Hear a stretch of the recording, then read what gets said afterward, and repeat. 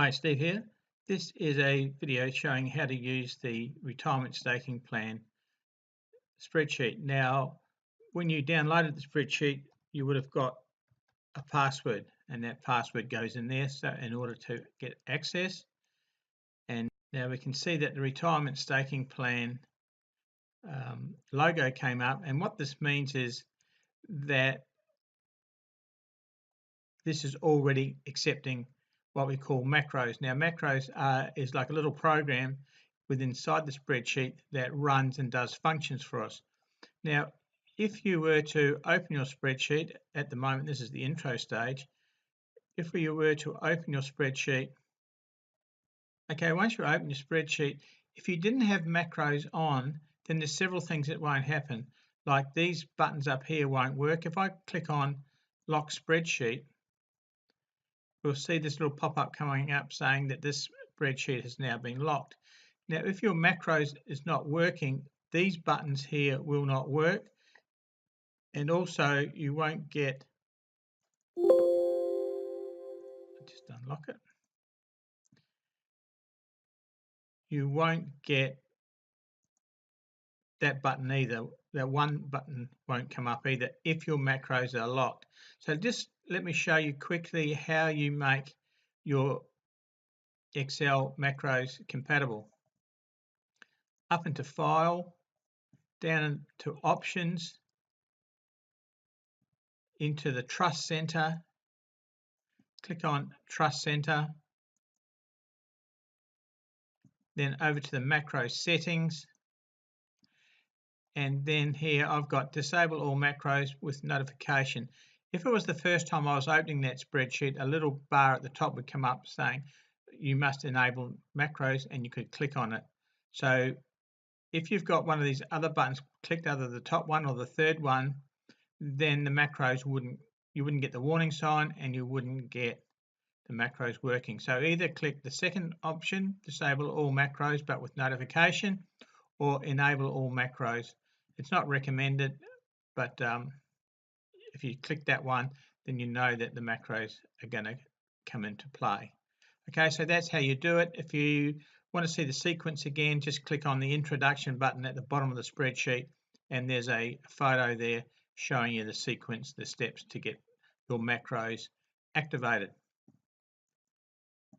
Now that you've got your macros all activated in that, this sheet that we're seeing here is one that's already been completed, and the first sheet you'll see will be this one. So it gives you an opportunity to have a look around and see what's happening. Down below you've got retirement staking plan 2, 3 and 4.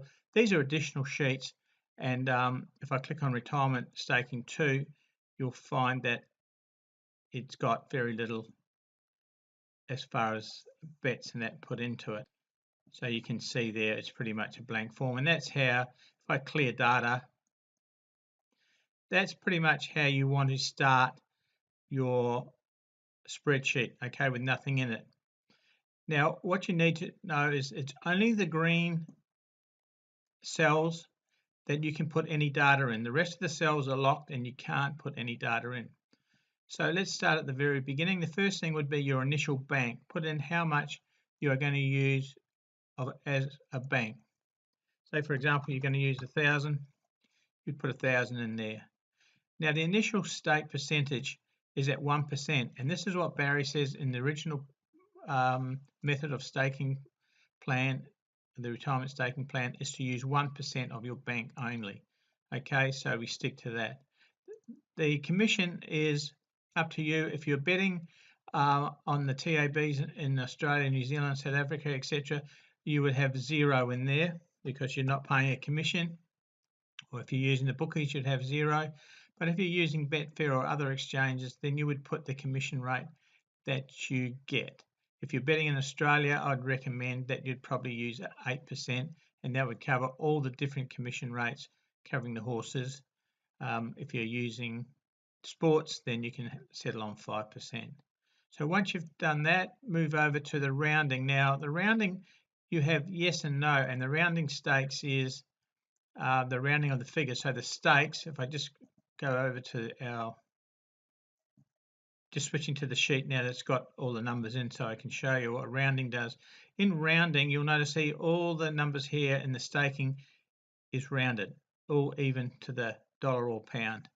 But if we go to click on and put no, then it will come to the exact figure. So you can see there we've got odd cents through there. If you're bidding on the exchanges, that's fine to put in, but obviously with a bookie or the TAB, that's not possible. Or if it is possible, the bookies, you certainly don't want them knowing that you're putting in bidding to a plan. Okay, so then that's your rounding. And the divisor. Now the divisor, if once you've read the PDF, is over your last 20 winning bets, what has the average odds win been?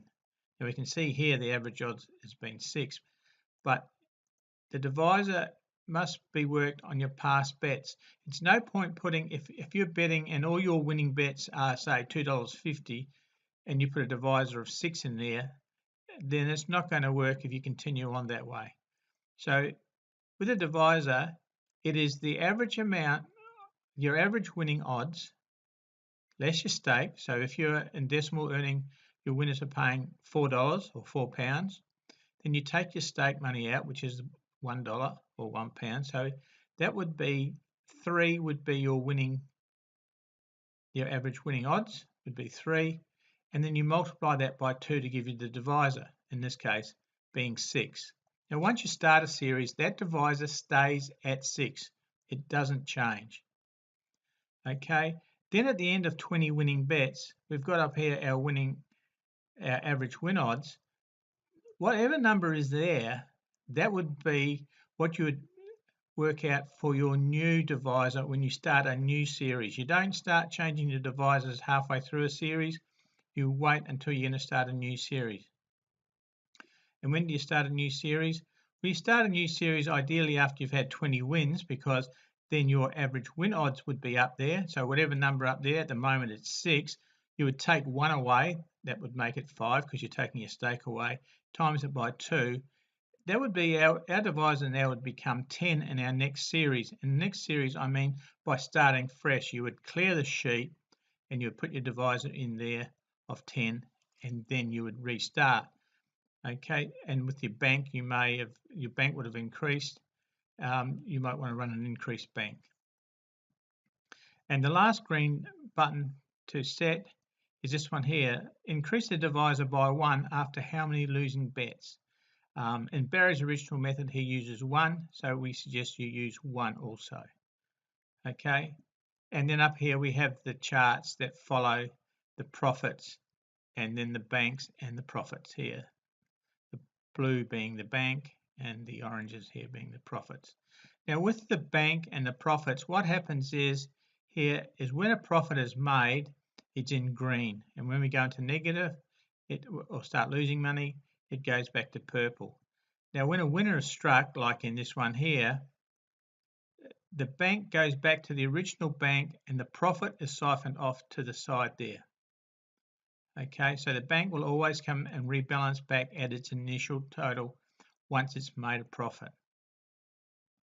And the red squares up here telling us, giving us a summary of what the spreadsheet's been doing. So we've had 61 bets, we've placed $894 or pounds 20.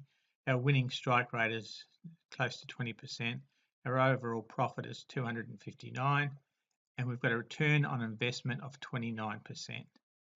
Okay, so that is how the spreadsheet works. It does up to 200. So at the end of 200, what you need to do is clear the data and start again. Hopefully with a profit if you've got decent selections. And as I said, you can increase your bank and go from there. Once you have your settings and you're all ready to go, and this is your first bet, this is the screen here, you need to go over to the odds and put in the odds. Now, let's say the horse was 4.5. That's the odds that you would put in. Once you did that, there we are. That's our stake that we're placing on this horse. So we'd go to wherever we're betting and we put £10 or dollars or euros on the horse. Now, if, for example, you're betting on the TAB or tote or somewhere where the prices fluctuate, or maybe on a betting exchange and it's a dead heat, or there's a late non-runner come out and the odds change, you can just go in there and change that odds there after the race.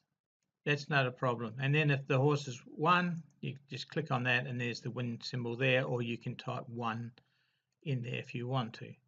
Okay, so if we click on that and then we come down and we put the odds in for the next horse, and then once again the staking comes up for us.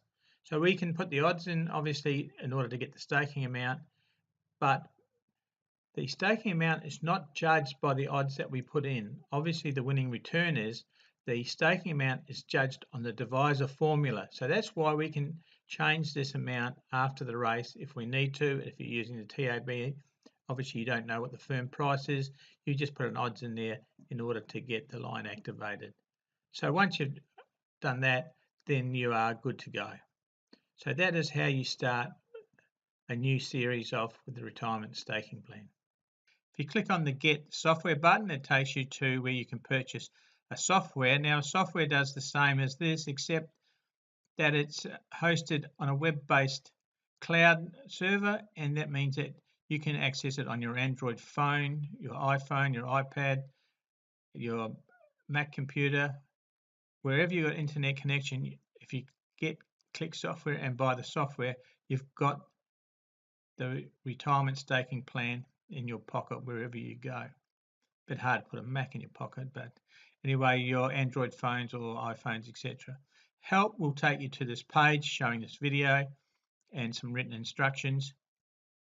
Lock sheet means you can lock the sheet and then these figures can't be tampered with. It locks the green cells, so means nothing can be done, and you can't accidentally hit clear data when you've got that lock sheet. And if you've forgotten or have lost your PDF on the book, you can click on the retirement staking plan link there and it'll take you back to the original sales page. Also down the bottom, if I just scroll down, you can see there, this is the plan we're on now.